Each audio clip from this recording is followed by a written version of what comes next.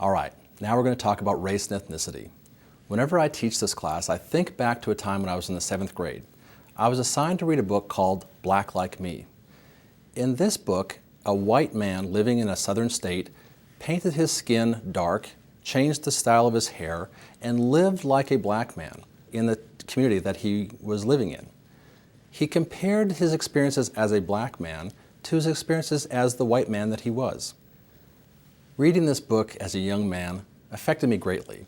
It helped me to see that people treat other people differently because of what they look like. That's what this unit is about, how people are treated differently because of their race or because of their ethnicity. The first thing that we have to do is distinguish between the concepts of race and ethnicity. Once we understand those, we can begin to look at how people are treated differently because they were members of one race or because they were members of an ethnic group. Throughout this unit, keep in mind the ideas of outgroup and in-group and social stratification. People who have higher levels of socioeconomic status tend to be in higher levels of the stratification system. They see themselves as part of the in-group and everyone else as being part of the out-group. And they treat people differently who are not part of their group. Almost all social groups have two groups, the dominant group and the minority group. The dominant group has power over the minority group. The dominant group typically has more people, but not always. It's the group that has the most power, the ability to make others do what they don't want to do. In America, for years, the dominant group has been whites.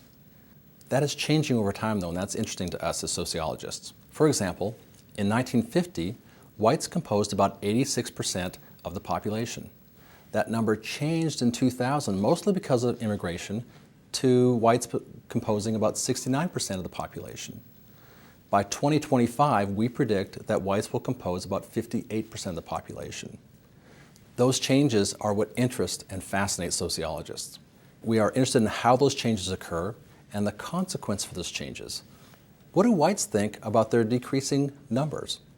What do minorities think about their increasing numbers? And how does that affect how they relate with each other? In this unit, we'll be looking at the continuum of how these groups interact with each other. On the one hand, on the far extreme, we can talk about genocide, when a dominant group tries to kill or remove all the people who are members of the minority group. On the other end of the continuum is assimilation, where all the groups come together and become one group in the end. When we look at the relationship between dominant groups and minority groups, we'll be looking at differences in attitudes and behavior.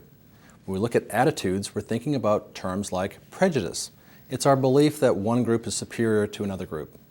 When we look at action or behavior, we're looking at things like discrimination, treating other people differently from yourself because of your prejudice. Think about ideas like segregation. We take a dominant group who has power over a minority group, and that minority group is not allowed to have access to the resources that the dominant group has. One prominent form of discrimination is a set of laws that restrict the ability of one racial group to marry another group. We call those anti-miscegenation laws, and we're looking at the American experience with miscegenation. It may surprise you to learn how recent it was that America changed its laws, allowing blacks and whites to marry. All right, make sure to look at all the material that's available to you in this unit, and good luck.